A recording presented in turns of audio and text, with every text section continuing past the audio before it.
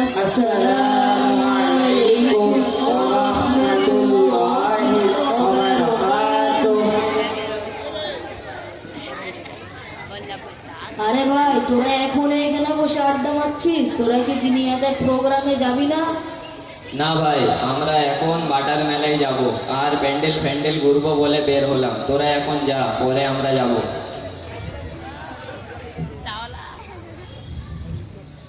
তোরা এত গুরুত্বপূর্ণ ভালো কাজ ছেড়ে দিয়ে গোনার কাজ করতে যাবি? দেখ, মেলা সবসময় হয় না, কয়েকদিন হবে। আর তাছাড়া কাজকাম একটু হালকা আছে, তাই বেরোলাম।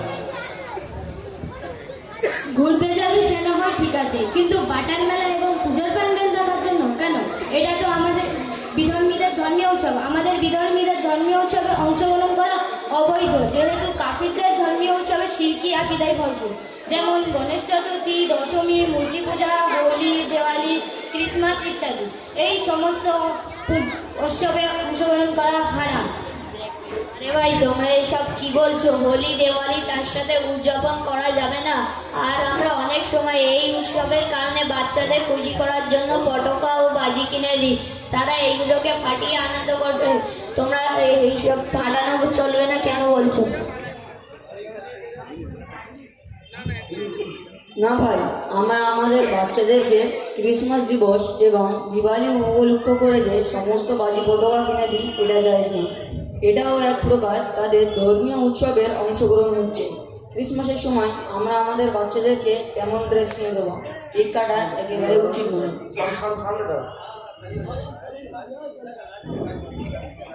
अरे बचवा, तनी हल्दी हथुआ पकड़ लियो, हम चल नहीं सकते।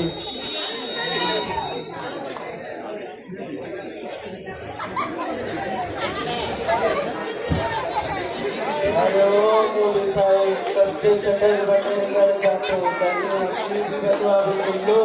জি চাচা জি, বলুন। बचवा, तू अभी बहुत छोटा है। हम इतने सीधे तब से क्रिसमस में जाते थे।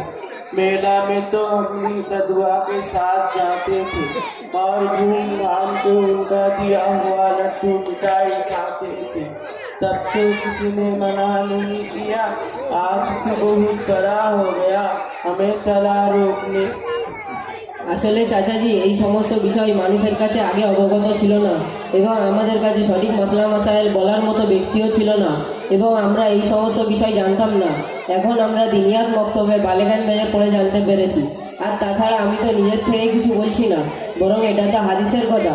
সুতরাং হযরত উমর রাদিয়াল্লাহু তাআলা আনহু বলেন, লা তাআল্লামু রতালাতাল আজিম ওয়া লা তাদখুলুল আলাল মুশরিকিনা ফি কানাইসিহিম ফাইন্না সাখতাতা তানজিলু আলাইহিম। অর্থাৎ অনর্থক কথা শিখো না এবং মুশরিকদের উৎসবের সময় তাদের উপাসনাগারে প্রবেশ করো না, কেননা তাদের উপর আল্লাহর অভিশাপ অবতীর্ণ হয়। তাহলে অন্যদের ধর্মীয়দের উৎসবে অংশগ্রহণ করা এত বড় গুনার কাজ? আচ্ছা, আমাদের একটু বিস্তারিত বলো, যে বিধর্মী ধর্মীয় উৎসব বলতে বিষয় আর কি হতে পারে? আরে তোরা এখন এই সব কি নিয়ে ব্যস্ত হয়ে গেলি? এখন এত নসিহত শোনার সময় নেই। मौज मस्ती अभी नहीं तो कभी नहीं। अभी वक्त है जो करना है कर ले। जब बाद में बूढ़ा हो जाएगा तब की लाठी पकड़ के मेले में जाएगा। अभी चल, बाद में नसीहत सुन लेना। আরে ভাই, একটু দাঁড়াও। তোমরা এখন জানতে পেরেছো যে এই কাজটা করা যাবে না, তারপরেও যদি জোর করে করতে থাকো তাহলে কিন্তু আল্লাহ তাআলা আরো অসন্তুষ্ট হবে।